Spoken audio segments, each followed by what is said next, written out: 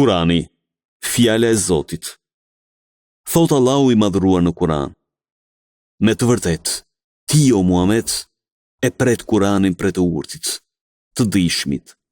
Sure En-Neml, ajeti 6. Me të vërtet, Kurani është fjale për cilë për të dërguarit fisnik, Gjibrilit, që është i fortë dhe e ka pozit tek Zoti i Arshit. Ai është i respektuar dhe besnik. Sure Et-Tekvir, ajeti 19-21. Ai, Kurani, është shpallje që i shpallet Muhamedit. Sure En-Nejm, ajeti 4.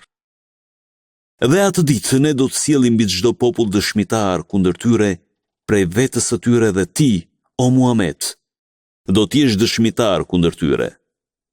Ne ty të shpallëm librin, qartësim për çdo gjë, udhëzim, mëshirë dhe sqariq për besimtarët.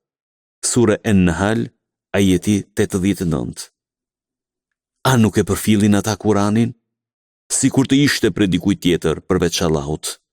Do gjeje në të kundështime të shumta. Sure En-Nisa, ajeti 89. Me të vërtet, ai, Kurani, është shpallje e Zotit të botrave.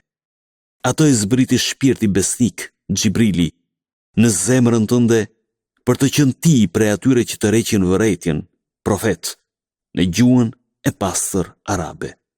Sure Shuara, ajeti 192-195.